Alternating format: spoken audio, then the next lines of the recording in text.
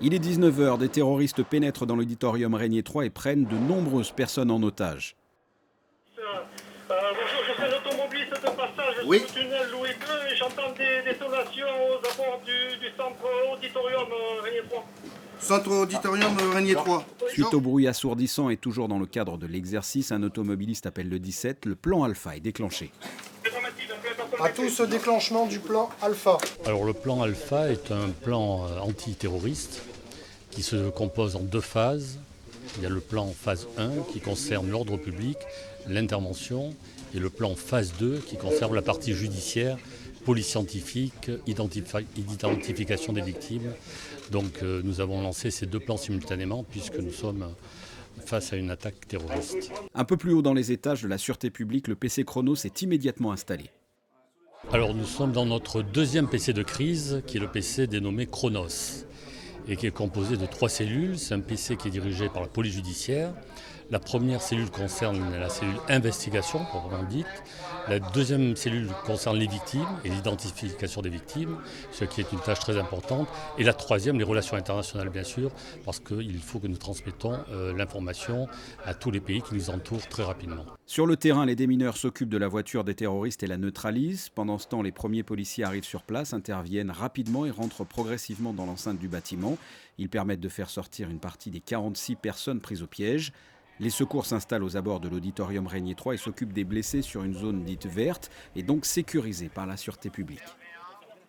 Alors pour l'instant, en fait, sur le plan médical, on peut uniquement constater les lésions.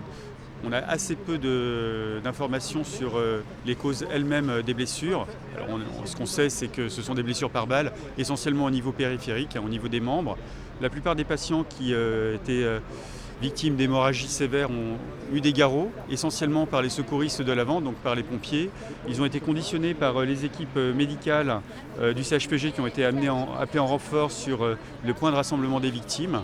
Et actuellement, la plupart des blessés sévères ont été évacués, pour l'instant sur le CHPG, mais la structure va bientôt être saturée. Il va falloir évacuer un peu plus loin, notamment sur les structures niçoises, les patients les plus sévères.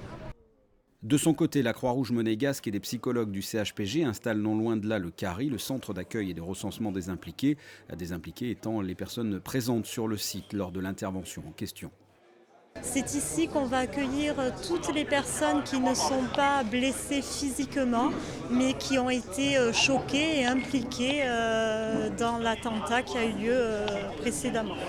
Donc dans cette cellule, nous avons donc la Croix-Rouge, mais également la CUMP, qui est la cellule médico-psychologique. Ce sont donc une unité de l'hôpital qui vient écouter donc ces victimes qui ont été choquées par ce qu'ils ont vu précédemment. Il est 20h, le ministre de l'Intérieur ainsi que les personnalités concernées rentrent en observateur dans la zone rouge pour suivre cet exercice au plus près. Nous sommes au cœur de l'action. Les preneurs d'otages ont été poussés par l'action des policiers à s'enfuir et à cesser leur macabre besogne. Et ils n'ont d'autre échappatoire que de se réfugier dans une autre salle pour, malheureusement, ce que je vais appeler, c'est pour eux le baroud d'honneur. Vous savez combien il y a de terroristes et combien de victimes il y a pour l'instant ? Alors, de ce que j'ai entendu à la radio, 4 terroristes. 4 terroristes au départ de l'action. Il est 21h, l'assaut final est donné par l'USIVP et des membres du RAID. Le lieu est progressivement sécurisé, les blessés et l'ensemble des otages sont pris en charge. Cet exercice de grande ampleur a mobilisé la direction de la sûreté publique, le corps des sapeurs-pompiers, le parquet général, le centre hospitalier Princesse Grasse, la Croix-Rouge monégasque, l'Institut de formation en soins infirmiers, ainsi que différents services de l'État. La préfecture des Alpes-Maritimes était également partie prenante de cette opération. Au total, 440 personnes, dont 100 figurants, ont participé à cet exercice. Premier bilan à chaud, avec les premières réactions comme ça. Globalement, ça s'est bien passé. Je pense que nos services ont l'habitude de travailler les uns avec les autres, donc ça facilite les problématiques de coordination.